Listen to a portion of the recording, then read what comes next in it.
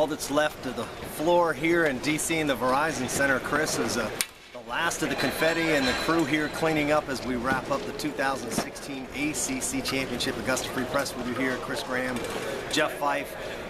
Great game. If I would have told you at the beginning of this that this would end up somewhere in the 50s and that Virginia would have the number of possessions within their favor, out-rebound North Carolina only gets a number of three-point shots, I think we would have been celebrating at the end of this game, but that's not the case. Yeah, you know, Virginia wins the game in Charlottesville 2 weeks ago, played at Carolina's pace, the 79-74 win, a very offensive game, both teams scoring at great consistency, efficiency. Tonight, yeah, the pace of the game, 59 possessions in this game. That is slower than Virginia's average pace, which is the slowest in the nation. And Virginia takes the loss. Now Carolina shoots 51% from the field. They did have 10 turnovers. Only 2 turnovers, though, in the last 27 minutes of the game. They really cleaned things up. That was a key to Carolina's offensive effort. And then that shooting percentage. And then Virginia's 8-minute and 15-second scoring drought. And, you know, when you think about an 8-minute and 15-second, well, not scoring drought. They did have 2 free throws there late in that stretch. But 8 minutes and 15 seconds without a shot from the field. And you still lose the game by 4 points. And actually, when Evan Nolte hit that three-pointer with about a minute to go, it was a 3-point ball game. Isaiah Hicks gets a little runner in the lane to kind of do a victory lap around and fall through with 30 seconds left. That really, you know, kind of put the distance back between the two teams. But, you know, Virginia goes more than 8 minutes without a field goal and still is in this ball game. Yeah, I wrote a column, it's already posted to Augusta Free Press, about how everything went according to script for Virginia. Pace was good, that they actually out-rebounded Carolina significantly. I think the final margin was 8. Virginia kept Carolina off the offensive boards, only 5 offensive rebounds for the best offensive rebounding team in the ACC. Virginia gets 16 offensive rebounds. They're the 13th best ACC team offensive rebounding. They get all those offensive rebounds. They just couldn't get anything to fall in the basket for that long stretch. And as a result, the Cavs lose the game. Is this more a statement of newfound Carolina toughness and defense, or Virginia just being fatigued and simply couldn't put the ball in the basket? I'm going to give Carolina credit. Last night against Notre Dame, against a really good offensive team in Notre Dame, scored 84 points the night before against Duke. Notre Dame went a long stretch of that game. They went 11 minutes in that game without a field goal, and a 24-0 Carolina run at that in that game to turn that game around. Corey Alexander walked by as I was finishing up a column, and we chatted briefly about how if Carolina can play defense like this consistently, they'll beat anybody in the country. Question is, and I'm throwing this question out there, can they play this defense consistently? Roy Williams has been talking all season long about getting this team to play defense. They haven't really played, you know, 2 games like this back-to-back defensively really all season. So maybe they're peaking at the right time. Maybe give them that credit, or maybe this is an anomaly. I guess we'll see. The first round, they'll be a 1 seed. I think Virginia's a 1 seed in the next tournament, so you won't really be able to gauge much out of next Thursday and Friday. When we get to next weekend, we'll see how Carolina plays defense against what's, you know, probably an 8 or a 9 seed. You know, a tough team, a Pitt-like team. And we'll see how. But I want to give Carolina credit. They played great defense last night. They played great defense tonight. I don't think anybody's got an excuse about legs. These two teams, even though Carolina won that game last night pretty convincingly, their starters still played a lot of minutes in that ball game. So I don't think it was legs. I think it was just good defense.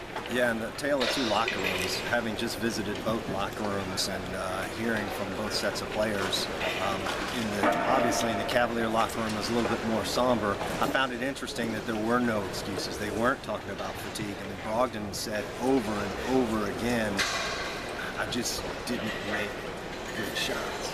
And Gill went on to say that Brogdon was shooting good shots, they just weren't falling in. And any day of the week, I'd give London and Brogdon those same looks any day of the week. They just weren't falling. That seemed to be the theme of the locker room. The shots just weren't falling.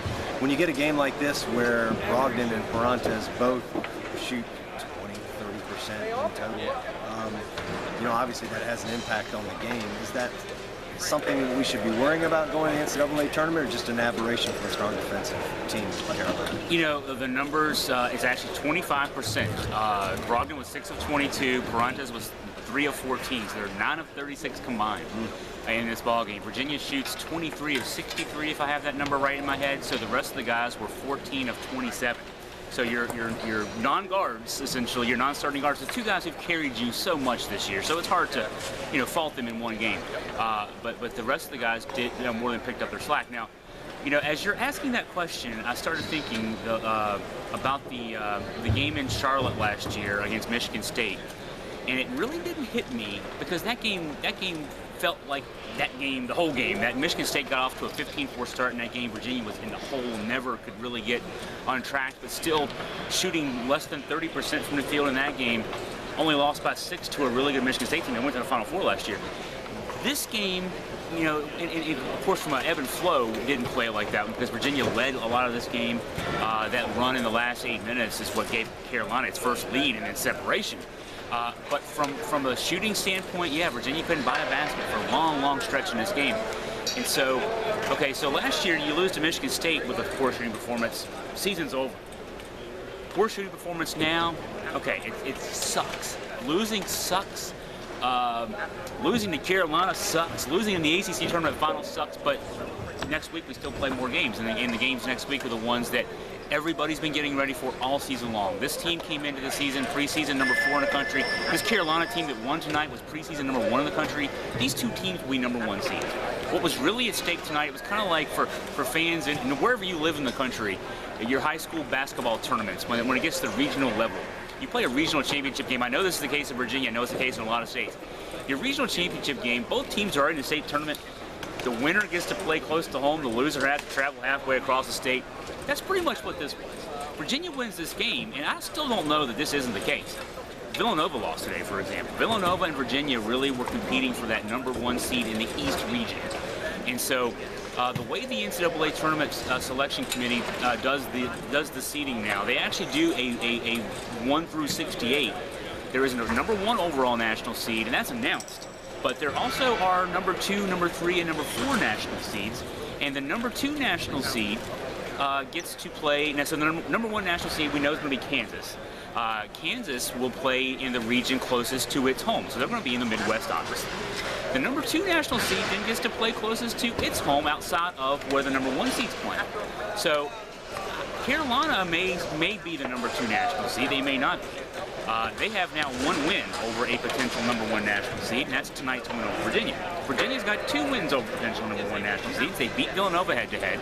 They beat Carolina head-to-head. So Carolina needed this win more than Virginia did in that sense.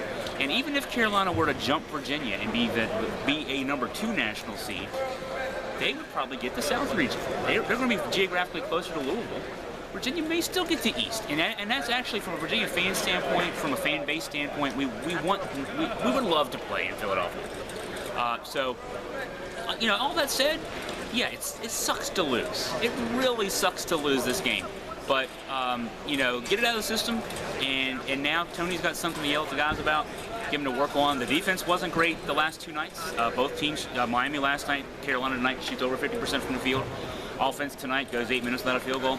Stuff to work on in the next few days. And all said, you want the trophy to take it back home with you, but what you really want is to be cutting down some nets in Houston, Texas, on a special night in April. And it will be a special night coming up in April, and it'll be another fantastic journey because the journey, as you stated, is not over, it's just begun. And Augusta Free Press is going to be with you the entire way.